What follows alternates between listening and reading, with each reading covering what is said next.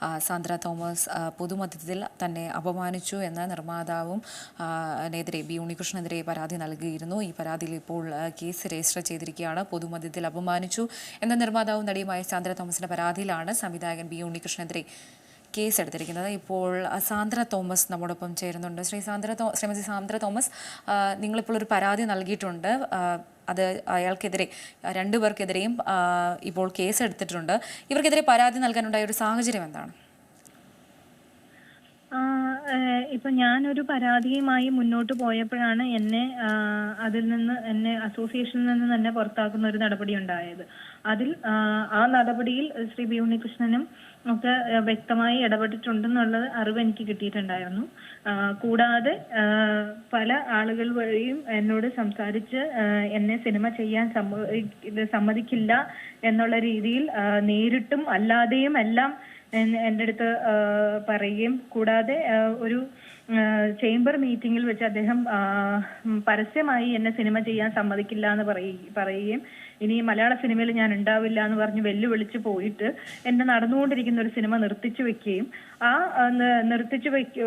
ഫെഫ്കെ എന്നുള്ള നിർദ്ദേശപ്രകാരം പടത്തിന്റെ വർക്ക്, പോസ്റ്റ് പ്രൊഡക്ഷൻ വർക്ക് നിർത്തി വെച്ചിരിക്കുകയാണെന്ന് എന്റെ എഡിറ്റർ പറഞ്ഞതിന്റെ അടിസ്ഥാനത്തിൽ ആ വോയിസ് മെസ്സേജ് ഞാൻ പ്രൊഡ്യൂസേഴ്സ് അസോസിയേഷനിലേക്ക് അയച്ചു കൊടുത്ത് എനിക്കിതിൽ തീരുമാനമുണ്ടാക്കി തന്നില്ലെങ്കിൽ ഞാൻ കോമ്പറ്റീഷൻ കമ്മീഷനിൽ പോകും എന്ന് പറഞ്ഞപ്പോഴാണ് എനിക്ക് എന്റെ പടത്തിന്റെ വർക്ക് പുനരാരംഭിക്കാൻ പറ്റിയത്.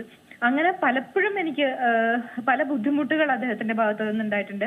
ഇപ്പം മലയാള സിനിമയിൽ വളരെ പ്രബലരായി നിൽക്കുന്ന അല്ലെങ്കിൽ പവർ ഗ്രൂപ്പിന്റെ ഭാഗമായി നിൽക്കുന്ന കുറച്ചു പേരുടെ കൈകളിലാണ് അധികാരം ഇരിക്കുന്നത്. അപ്പൊ അവര് മറ്റുള്ളവരെ ഒരു സ്ലേവ്സ് ആയിട്ട് കാണുകയും അവരുടെ കാര്യങ്ങൾക്ക് വേണ്ടി ഉപയോഗിക്കുകയും മറ്റുള്ളവരുടെ പടങ്ങളെ ചവിട്ടി താഴ്ത്തുകയും അവരെ ഉയരാൻ സമ്മതിക്കാതിരിക്കുകയും ഒക്കെ ചെയ്യുന്നത് ശരിയായ കാര്യമല്ലല്ലോ. അതിനെതിരെയാണ് ഞാൻ പ്രതികരിച്ചത്. ഇപ്പോൾ സാന്ദ്രയെക്കുറിച്ചൊക്കെ പറയുകയാണെങ്കിൽ സ്ത്രീകൾക്കൊക്കെ ഒരു അഭിമാനമാണ്. കാരണം ഒരു പ്രൊഡക്ഷൻ മേഖലയിലേക്ക് ഒരു സ്ത്രീ കടന്നു വരുന്നു. നിരവധി ബുദ്ധിമുട്ടുകളൊക്കെ തന്നെ തരണം ചെയ്താണ് നിങ്ങൾ ഇവിടെ വരെ എത്തിയത്. പക്ഷേ വേണ്ടുന്നത്ര ഒരു സഹകരണമോ അല്ലെങ്കിൽ ഒരു സഹായമോ ഒന്നും തന്നെ ഈ അസോസിയേഷനുകളിൽ നിന്നൊന്നും ലഭിക്കുന്നില്ല എന്നുള്ളത് വ്യക്തമായിട്ട് കാണാൻ കഴിയുന്നൊരു അവസ്ഥയാണ്. നിങ്ങൾക്ക് വേണ്ടി സംസാരിക്കാനോ അല്ലെങ്കിൽ നിങ്ങളെ ഒന്ന് സഹായിക്കാനോ ഈ സംഘടനകളൊന്നും നിന്നില്ല എന്ന് പറയുന്നതിൽ തെറ്റില്ലല്ലോ. ഇല്ല, കാര്യം അവര് സഹകരിക്കുകയും വേണ്ട, സഹായിക്കുകയും വേണ്ട, ഒന്നും വേണ്ട. പക്ഷെ ഉപദ്രവിക്കാതിരിക്കാലോ. ഒരു കയറി വരുന്ന ഒരു പെൺകുട്ടി അല്ലെങ്കിൽ ഒരു സ്ത്രീ എന്ന നിലയിൽ അവർക്ക് ഒരു കൈ പിടിച്ച് തന്നില്ലെങ്കിലും ഉപദ്രവിക്കാതിരിക്കാലോ. ആ ഒരു ബേസിക് കാര്യം പോലും ചെയ്യാതെ നമ്മളെ പലപ്പോഴും ഉപദ്രവിക്കുന്ന അവസ്ഥയാണ് ഉണ്ടായിരിക്കുന്നത്. ഞാൻ ഓരോ പ്രാവശ്യവും എന്റെ ആർജവം കൊണ്ട് മാത്രമാണ് എനിക്ക് പിന്നെയും സിനിമ ചെയ്ത് ഞാൻ പിന്നെയും ഇവിടെ തന്നെ ഇത്രയും വർഷം ഇവിടെ നിൽക്കാൻ എനിക്ക് ഇടയായത്. അല്ലായിരുന്നെങ്കിൽ എന്നേ ഞാൻ ഇതെല്ലാം ഇട്ടേച്ച് പോകേണ്ട അവസ്ഥ വന്നേനെ. ഒരിക്കൽ ഞാൻ ഇട്ടിട്ട് പോയതുമാണ്. പക്ഷെ തോറ്റു കൊടുക്കാൻ മനസ്സില്ലാത്തത് കൊണ്ട് വീണ്ടും സിനിമ ചെയ്തു ഞാൻ. അത് എല്ലാവർക്കും പറ്റിക്കൊള്ളണമെന്നില്ല. അപ്പൊ അങ്ങനെ അടിച്ചമർത്തപ്പെട്ട ഒരുപാട് ആളുകൾ ഈ ഇൻഡസ്ട്രിയിലുണ്ട്, നിശബ്ദരാക്കപ്പെട്ട, അവർക്ക് സംസാരിക്കാൻ പറ്റാതെ പോയ, ഇപ്പോഴും ഇപ്പൊ എന്റെ കേസിൽ എനിക്ക് മൈക്ക് കിട്ടുന്നുണ്ട്, എനിക്ക് സംസാരിക്കാൻ പറ്റുന്നുണ്ട്. ഇത് പറ്റാതെ ഇരിക്കുന്ന ഒത്തിരി പേരുണ്ട്. അവർക്ക് ഇപ്പം പല ബുദ്ധിമുട്ടുകൾ ഉണ്ടായിട്ടും കുടുംബ പ്രശ്നങ്ങൾ വരെ ഇതിന്റെ പേരിൽ സംഭവിച്ചിട്ടും ഒന്നും ചെയ്യാൻ പറ്റുന്നില്ല. അതാണ് അവസ്ഥ.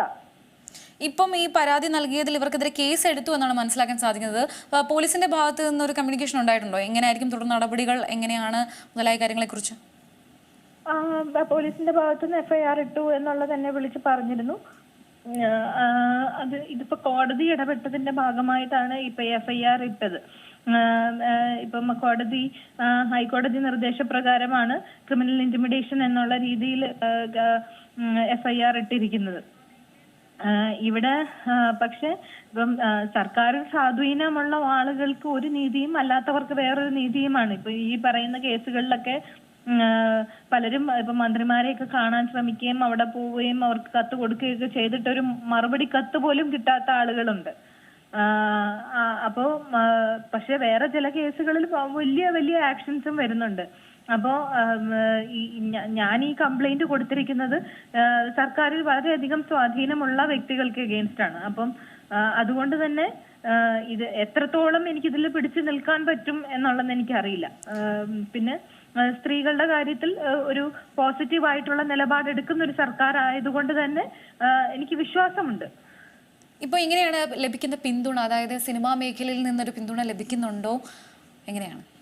സിനിമാ മേഖലയിൽ നിന്ന് പൊതുവെ എല്ലാവരും പറയുന്നത് എങ്ങനെയാണ് മുന്നോട്ട് പോവുക, എങ്ങനെയാണ് ഇനി പടം ചെയ്യുക എന്നുള്ളതൊക്കെയാണ് എല്ലാവരുടെയും. പക്ഷെ ധൈര്യമായി മുന്നോട്ട് പോകൂ എന്ന് പറയുന്ന ആളുകളുമുണ്ട്. പക്ഷെ ഞാൻ അതൊന്നുമല്ല എൻ്റെ മുന്നിലെ. എന്നെ സംബന്ധിച്ചിടത്തോളം തല ഉയർത്തി നിന്ന് സിനിമ ചെയ്യാൻ പറ്റുക എന്നുള്ളതാണ്. ഇനിയും തല കുനിച്ച് നിന്ന് ഇതേ അപമാനിച്ച ആളുകളുടെ മുന്നിൽ തന്നെ വന്ന് ചേട്ടാ എന്ന് വിളിച്ചുകൊണ്ട് ഇനിയും സിനിമ ചെയ്യാൻ ഞാൻ തയ്യാറല്ല. അതുകൊണ്ടാണ് ഞാൻ കംപ്ലൈന്റ് കൊടുക്കാൻ തീരുമാനിച്ചത്. ഈ ബി ഉണ്ണികൃഷ്ണൻ ഇപ്പോൾ ഒരു പ്രതികരണം നടത്തിയിട്ടുണ്ട്. അതായത് സാന്ദ്രയ്ക്ക് ഉണ്ടായിരിക്കുന്നത് വെറും തെറ്റിദ്ധാരണ മാത്രമാണ്, ഞാൻ സാന്ദ്രയുമായിട്ട് അങ്ങനെ സംസാരിച്ചിട്ടില്ല, ഫംഗ്ഷനിലൊന്നും കണ്ടിട്ടില്ല, അങ്ങനെ ഒരു രീതിയിലുള്ള ഒരു പരാമർശമാണ് ഉണ്ണികൃഷ്ണന്റെ ഭാഗത്തു നിന്നുണ്ടായത്. ഇതിനെ എങ്ങനെയാണ് നോക്കിക്കാണുന്നത്? അത് അദ്ദേഹം ജനങ്ങളെ തെറ്റിദ്ധരിപ്പിക്കാൻ വേണ്ടി പറയുന്നതാണ്. എങ്ങനെയാണ് അദ്ദേഹത്തിന് ഒരു പച്ചക്കള്ളം പറയാനായിട്ട് പറ്റുന്നത്? അദ്ദേഹം ഞാനൊരു മീറ്റിംഗിലിരുന്നു, അവിടെ വെച്ചാണ് അദ്ദേഹം എന്നെ വെല്ലുവിളിച്ചിറങ്ങി പോയത് എന്നുള്ളത് ചേംബറിന്റെ ജനറൽ സെക്രട്ടറി ആയ ശ്രീ സജി നന്ദിയായിട്ട് തന്നെ പൊതുമാധ്യമത്തിൽ സമ്മതിച്ചിട്ടുള്ള ഒരു കാര്യമല്ലേ.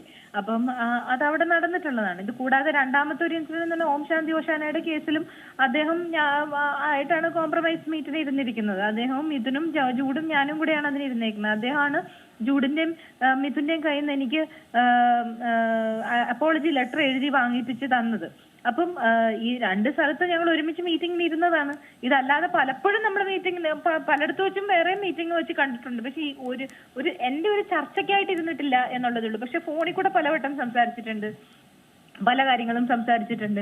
അദ്ദേഹം പറയുന്നു ഞാൻ അദ്ദേഹത്തെ എപ്പോഴും വിളിക്കാറുണ്ട്, എന്റെ സിനിമയുടെ പൂജയ്ക്കും എന്റെ സിനിമയുടെ പ്രിവ്യൂവിനും ഒക്കെ വിളിച്ചിട്ടുണ്ട്. ശരിയാണ്, FKയുടെ ജനറൽ സെക്രട്ടറി ആയിട്ടിരിക്കുന്ന ഒരാളെ എന്റെ സിനിമയുടെ പ്രിവ്യൂ, ഞാൻ സിനിമയിൽ നിൽക്കുമ്പോൾ ഞാൻ പ്രൊഫഷണൽ ആയിട്ടാണ് അതിനെ കാണുന്നത്. അത് FKയുടെ ജനറൽ സെക്രട്ടറി എന്നുള്ള രീതിയിൽ ഞാൻ അദ്ദേഹത്തെ വിളിച്ചിരുന്നു. കൂടാതെ എന്റെ ഈ സിനിമയ്ക്ക് ലിറ്റിൽ ഹാർട്ട്സ് എന്ന് പറഞ്ഞ സിനിമയ്ക്ക് പ്രശ്നം വന്നപ്പോഴും ഞാൻ അദ്ദേഹത്തെ ഹെൽപ്പിന് വേണ്ടി ഞാൻ അദ്ദേഹത്തെ വിളിച്ചിരുന്നു.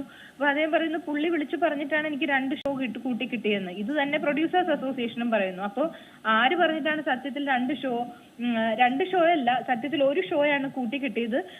അത് ട്രിവാൻഡ്രം ലെനിൻ തിയേറ്ററിൽ രാത്രി 1 മണിക്കാണ് ഒരു ഷോ കിട്ടിയത്. ഇവർ ഇത്ര ഇൻഡസ്ട്രിയിൽ ഇത്രയും ഇൻഫ്ലുവൻസ് ഉള്ള ആളുകൾ സംസാരിച്ചിട്ട് എനിക്ക് കിട്ടിയ ഷോയാണത്. രാത്രി 1 മണിക്ക് ലെനിൻ തിയേറ്ററിൽ ഒരു ഷോയാണ് കിട്ടിയേക്കുന്നത്.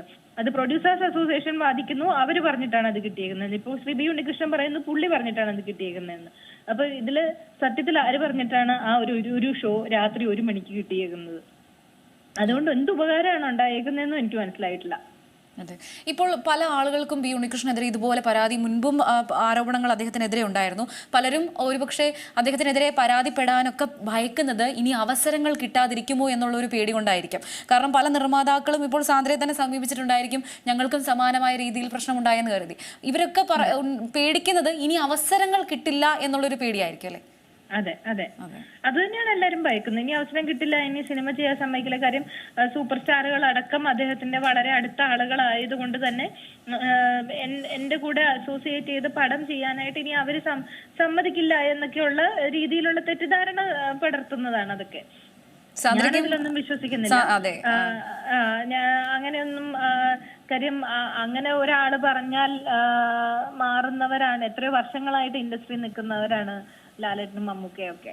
അപ്പം അങ്ങനെയൊന്നും ഇൻഫ്ലുവൻസ് ചെയ്യാൻ പറ്റുമെന്ന് ഞാൻ വിശ്വസിക്കുന്നില്ല. ചന്ദ്ര, നിയമ പോരാട്ടത്തിന് എല്ലാവിധ ആശംസകളും നേരുന്നുണ്ട്. നന്ദിയുണ്ട് ഈ അവസരത്തിൽ പ്രതികരിച്ചതിന്.